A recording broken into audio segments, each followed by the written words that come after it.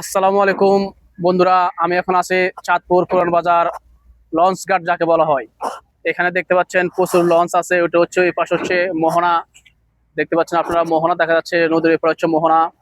আর এই লঞ্চ, এই দেখতে পাচ্ছেন আপনারা এই লঞ্চটা কয়েকদিন আগে দান নিয়ে অলরেডি ডুবে যাওয়ার হাত থেকে রক্ষা পেল, কিন্তু সবগুলা শেষ হয়ে গেল, কিন্তু লঞ্চটা এখনো উল্টি আছে দেখতে পাচ্ছেন আপনারা।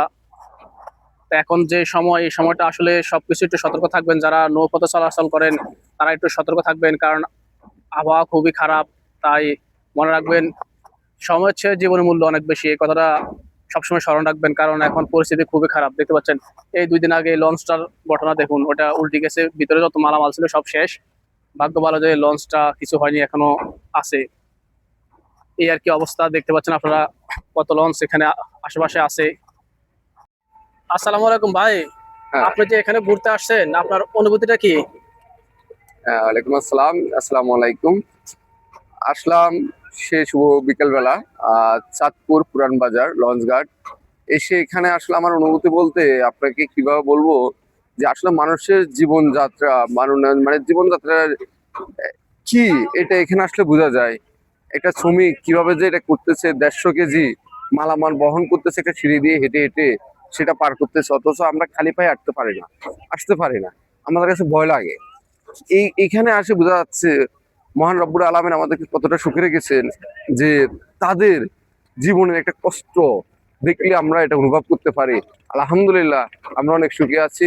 তারপরে যেটা না বললে নয়, পুরান বাজারের সবচেয়ে এখানে আমদানি রপ্তানি একটা কারখানা। অনেকগুলো লঞ্চ দেখেন অনেক জায়গা থেকে আসছে, এগুলা আবার মালামাল এখানে লোড আনলোড করে আবার ফিরে যাবে বিভিন্ন জায়গায়। তো চাঁদপুরের সবচেয়ে সৌন্দর্য জায়গা আছে এটা, 3 নদীর মোহনা। আমরা যেখানে অবস্থান করতেছি এটা ডাকাতিয়া নদী, পাশে পদ্মা, মেঘনা, 2টা নদী আর ডাকাতিয়া নদী, মোট 3টা মিলে হলো 3 নদীর মোহনা।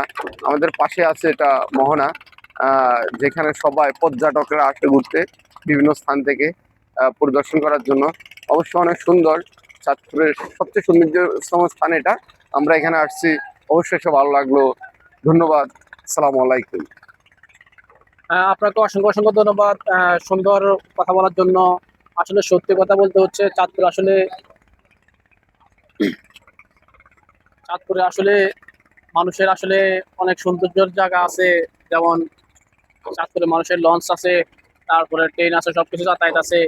এদিক দিয়ে চাঁদপুরবাসী অনেকটা উন্নত।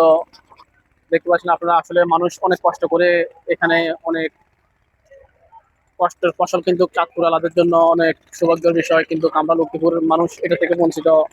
তো সবাই দোয়া করবেন আমাদের লক্ষ্মীপুরে যেন এরকম উন্নত মানের হয়, যেন ফেরি থাকে, লঞ্চ আসতে পারে, ট্রেন যাতায়াত করতে পারে, সেই দিকে সবাই দোয়া করবেন। দেখতে পাচ্ছেন আর একটা লঞ্চ চলে আসছে, আপনারা দেখতে পাচ্ছেন, আপনারা লঞ্চ দেখুন, এভাবে একের পর এক আসতে থাকে শুধু চাঁদপুরে। ওই যে একটা গ্যাসের একটা, ওই যেখানে বালু বালগেট, এই যে এটা হচ্ছে তেলের। হ্যাঁ, এটা হচ্ছে তেলের। দেখতে পাচ্ছেন তেলের গাড়ি অলরেডি চলে আসছে আর কি, লঞ্চ এভাবে একটার পর একটা চলে আসে। হুম, দেখতে পাচ্ছেন আপনারা সব স্টক আছে এখানে, সমস্ত মালামাল এখানে আছে। আর ওটা হচ্ছে ওই পারে হচ্ছে, দেখতে পাচ্ছেন ওই পারে হচ্ছে মোহনা। দেখতে পাচ্ছেন আপনারা, এই মোহনা হচ্ছে আর কি নদীর ওই পাড়ে। অনেকে ঘুরতে চলে আসে, মোহনা বড় স্টেশন বলে আর কি চাঁদপুর। দেখতে পাচ্ছেন এই লঞ্চটা আর কি ডুবে গেল, তারপর আল্লাহ রক্ষা করলো আর কি, লঞ্চটা ডুবে না আর কি, মালামাল যা ছিল সবগুলা শেষ। এই হচ্ছে আর কি অবস্থা।